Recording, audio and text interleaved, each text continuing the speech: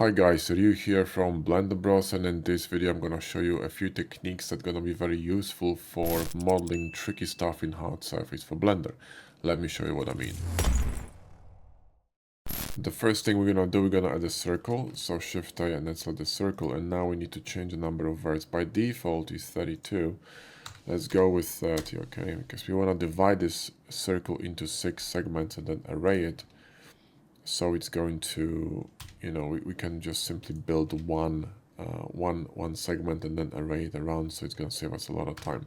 So let's press F for face, and then we're going to run edges through that circle. Yeah, they have to go through the middle, so just, pay attention. And another one needs to be here, right? So now we're going to have 6 even segments, so we can grab one of these segments, which for some reason didn't work here. Let me just press 3 to clean it. Let me try this again. J, there we go. Select this one, perfect. Control I and X and delete faces. Now we're gonna be using hardopes and box cutter in this video, and if you don't know how to use these add-ons, we have a brilliant course that dropped recently, maybe 3 or 4 weeks ago, and it's going to give you the complete image and complete knowledge on all these add-ons, both theory and practice. There's a massive section on the tools and the menus, and then the modeling section where you're gonna model this awesome truck, and also an advanced section and bonus section. So you can not only learn how these tools work, but also you can learn how to create your own personalized workflow using these add-ons and save a lot of time. We estimate that you can save about 800% of your time by working with these add-ons in Blender. Vanilla Blender is very slow. You need to perform all these mundane, repeatable, operations, and it just simply takes a lot of time, wastes your time, but in addition, kills your creativity, because when you have to be stopped in a groove and start thinking about, what to press next or what tool to use next, it's just annoying. With these add-ons, it's a one-click deal in a lot of cases, and you can move on and just have fun creating, because it's all about having fun and letting your creativity take over, right? So the course, like I said, is brand new. It's packed with 6 years of our personal experience. Go ahead and grab it. The link is in the video description, and enjoy. So what I want to do now is I want to array this around. So we're gonna go to Q menu, and so we're gonna go to mesh tools and control click on radial array and choose 6. You can see that here on this floating menu, 6 iterations and Bob's your uncle, and it's gonna perfectly fill this space. Now what we want is we want to make sure that we have enough topology in order to cut holes in that mesh. And there are 2 ways of, by the way, doing this. I'm going to show you one of them and then another one. But first, let's start with actually cutting physical, holes in that mesh. So first, what we're going to do, we're going to bevel this, and we're going to create this kind of like a edge here, and we need to curve it to match this edge here, the outer side of this circle. It's really easy to do that. What we're going to do is we're going to grab this edge here, and we're going to add as many verts as we have here. So 1, 2, 3, 4. So let's go here to subdivision, subdivided, go to edit mode, grab this vert, Shift Control B and split it. And now what we need to do, we need to make sure that the distance between these verts is equal. So what you want to do is you want to go to Edit and Preferences and Extensions. And under Extensions, you want to enable a Blender add-on called Loop Tools. This one, right? Just install it and you're good to go. And if you don't know how to use basics of Blender, then I would recommend our entry course, which is called the Hard Surface Accelerator course, which is also on our website. And this one is brilliant because it's going to teach you how to actually model in hard surface using basic modeling tools, which you do need to know in order to understand how everything works. So if you're very new to Blender and you're just starting and you're very confused about topology, Booleans, shading, all these things, just too much, grab that course, because this course is brilliant. We have thousands of students in the course, thousands of testimonials. Go on our page and check. If you don't believe me, people love it, and so will you. So go ahead, click the link in the video description and grab the course. What I want to do now is use the loop tool. So right click, and we're going to use this tool called space, which is going to space these in a equidistantly. Now what I want to do is I want to curve them. Now we could technically use this tool called circle here, but the problem is that we don't have a full circle, so it's not going to work. But what we could do it later after, we apply, the array, and then we could just combine all these pieces into one circle and then create a circle in the middle. But by doing that, it's going to be changing the shape of topology. So what we want to do here is we want to use another add-on that's free add-on. You can get it on GitHub and it's called Mira Tools. And I have a video showing how to install it, so go ahead and watch that if you don't know. It's a really fantastic add-on, very simple, and it's going to work in the newest Blender. You can see I'm in 4.3, but it also works in 4.4. I tested it. So what you want to do is you want to grab this C stretch, the curve stretch, with all these verts selected, click here and scroll to 3 segments and click. And you will see you're going to get this kind of like a gizmo, and you can sort of imitate slightly the angle of this curve and apply, and you're good to go. And this is close enough. Okay, maybe it's not a full circle, but it's fine. Another way of doing this would be to grab this edge, right, and clone it. So you could do it Shift D in edit mode, and then go here to switch the transform to cursor and scale it on cursor all the way here like this, right? It's another way of doing this. And then what you could do is we could simply combine it. So you could grab this point and combine it here, grab this point and combine it here, right? And then combine these. And I'm doing this with machine tools, by the way. So if you have the add-on called machine tools, you could use that and you're gonna be good to go. Let me just delete this, delete these 2 edges here, not faces, edges. And we should be good to go. Wait a minute, what's going on here? Let's delete this vert. That didn't work either. Interesting. We lost a face, so we're gonna rebuild it. There we go.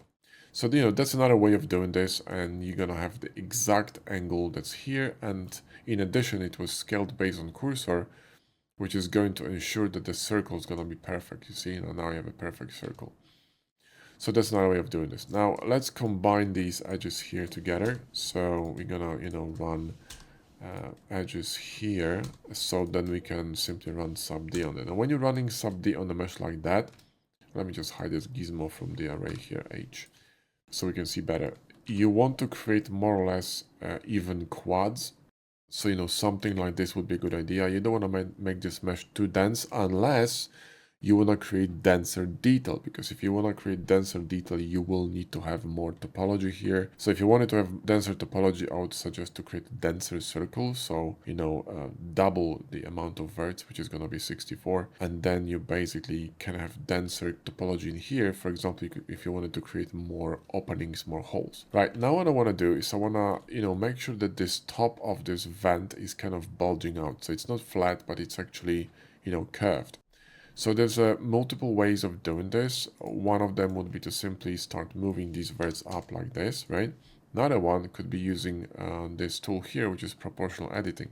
So click on that, press GZ, and then you can lift them up like this, and it's going to allow you to, move them upwards. Now, if you don't want to move this initial edge here, what you can do is select them, because you can see if I select these and GZ, I move everything up, including these. What if you wanted to keep them constant on this Z-axis at 0, so they don't move up, right? What you want to do is you want to hide them. Press H here, and then in this case, the proportional tool will not affect these verts. It's going to affect only what it sees. So GZ and move them up like this, and Alt H, and you see that this one, this row here in the bottom did not move at all. So then I got this slightly bulging effect, and it looks pretty cool. I would probably go a little bit lower than this. Maybe this is a bit too much. So, GZ, move it a little bit lower, and then Alt H, and we peachy. So now we got this kind of a situation going on. Now with this, running here, what I want to do now is I want to actually duplicate this. So Shift D, and don't worry, this is an array going crazy, but if you cancel it with the right mouse button, you're gonna have this secondary mesh here in the same spot. We're gonna put it in a new collection called backup, okay? Backup. Now let's hide this collection first here, this one, the main circle. So now what we're gonna do, you wanna smooth this, right? Shade smooth, and you wanna subdivide it. Let's press Ctrl 3, and you see we're gonna get this problem, because now you see the order of modifier is a radial display, radial array, and then subdivision, which in our case should be the other way around. So what we need to do before we go into apply subdivision, we need to apply the array, and you can see that our edges after we apply the array are doubled here. You can see this kind of a shading nasty edge here that's caused by double edge. So when I go to operations and multiply, you see I'm going to get this edge here, and the reason for that is because we simply have double edge in this area, right? Let me just turn off the proportional editing. See here we have two edges. So what you want to do is you want to clean that up with machine tools. And if you don't know how to use machine tools, go ahead and watch my YouTube videos. I got two massive videos on machine tools. I'm not going to be explaining here, how to use it.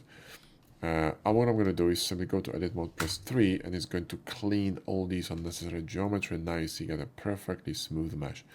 Now what I want to do is I want to add subdivision, which is going to create a beautiful, a very perfectly shaded, smooth transition, and this kind of like a, nice bulging, right? And that's exactly what I need in order to create a backup in terms of shading for my main mesh.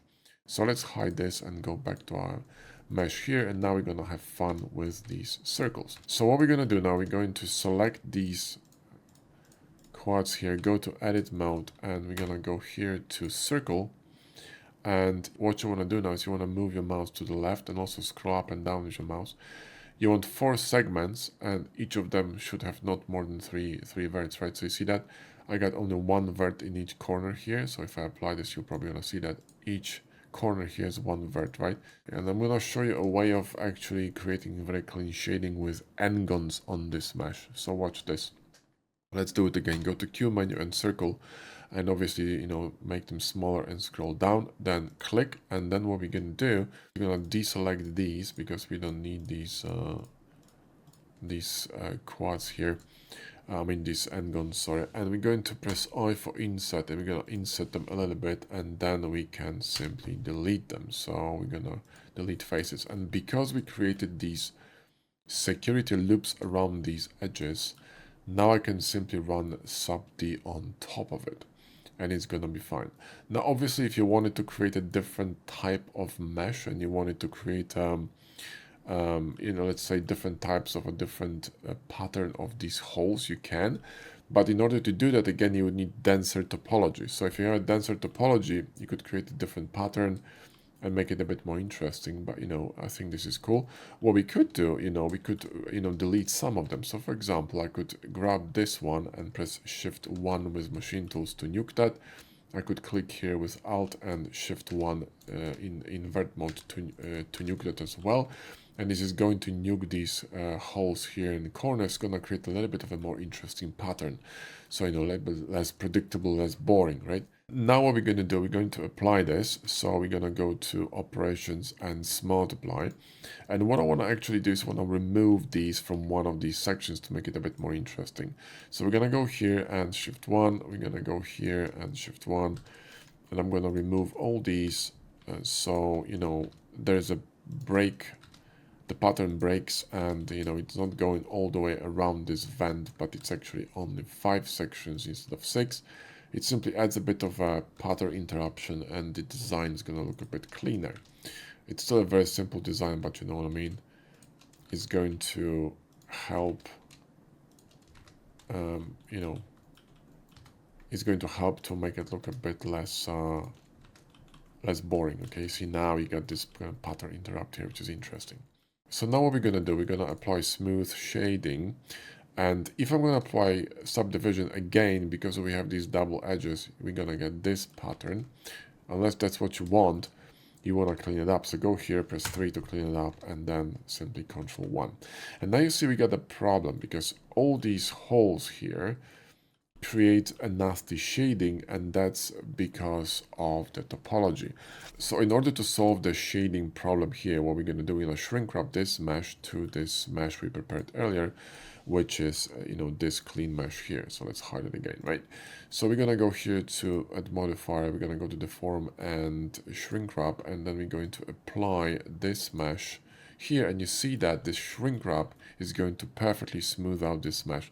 So without the shrink wrap, you get this, you get this one. So now when I'm going to apply the shrink wrap it's going to obviously apply the subdivision as well, but it's going to create a very, very smooth mesh. So, we're going to go with one level of subdivision here and the same in the render, and we can just go here and, multiply this. And this is going to create a bit of a messy topology, but the topology in this case doesn't matter at all because you can see that we have a perfectly clean shading. And the reason why we have perfectly clean shading is because we are using Shrinkwrap. And that's how you create this. Then what we can do is we can just drop this down here, right? And we can add a bevel on top of it. So now, in order to create some more depth to this design, we're going to add a bevel. So let's just add a bevel here on top of it, and we're going to add the solidification to create a bit more thickness for these holes. So to go to Q menu and go with solidify modifier. Now, before you do that, what you want to do is you want to make sure that Hardops is sorting the modifiers for you. So you're going to go to workflow and make sure that solidification modifier is being sorted as well. So when you're going to now add solidification to that equation, is going to be correctly sorting the modifiers. In our case, the bevel should be actually underneath that. Let me just see that. There we go. That's what I wanted. In addition to this one, what we don't want this thickness to spill across the whole object. We want it just to create this kind of a thickness for these holes. So when I'm going to be adjusting the solidification here again, right, you want to press R to remove the rim. So, I mean, to remove the second layer and to create the rim. So you see now our solidification affects only the top face, and then the inner face was completely removed, which is going to make this whole design much lighter and easier to work on. So anyway, that's how easy it is to create a simple design using these add-ons. We use sub-D to a degree, but then we deviated from it and created an absolute mess of a mesh, and you can see that it's holding perfectly fine. And it doesn't really matter as long as you're gonna use this trick I showed you. The same with the bevel here. You could make it even more smooth like this, and you can do all kinds of stuff in here. You could, for example, instead of adding a sharp edge here, you could add a chamfer. I think it's gonna look also interesting like that, and you could just keep playing with the design. And since this is a mesh now with applied subdivision, it's really easy to create anything in it, like for example booleans like this. And this is going to work because, again, Hardops and Boxcut are gonna sort all these modifiers for you. Now obviously you're gonna have some shading problems here, but that's because you need more support on this curvature here, because now we are running a boolean on a curved surface. So obviously you need to introduce a bit more topology here, and this is going to help with shading. It's not gonna be perfect, but it's gonna be close enough. If you want to make it more perfect, you can always shrink wrap it again, or you could simply, play with the topology over there. Now, another way of doing this would be to simply, by simply adding decals, and you could add a curve. So let's say you have a circle. Let me just close this. So let's say you have a circle here, right? Like this. Okay. So let's add another circle. And you want to convert it to a curve, which is really easy. You go to Hardops and you go to Mesh Tools and you go to Curve and you right click, and now it's a curve instead of a mesh. No, they're not verts, that's a curve. And what we're going to do now is we're going to add an element, let's say a decal, right? So we could grab a decal with our decal machine. And by the way, if you want to use decals with our Materialworks add-on, they work perfectly. You can add mats to our decals, including edgeware and the mats.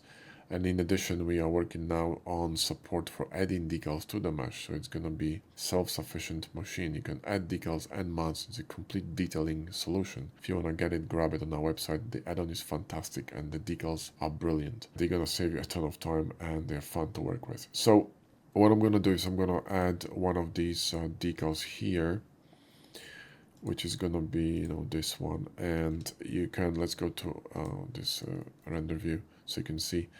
And you see that decal has a lot of holes, right? But we could just simply, it's an image, so we could simply, GG and slide a lot that and make it smaller and create just one decal out of this. Do you know what I mean? So, make it really tiny, right, like that. And then instead of,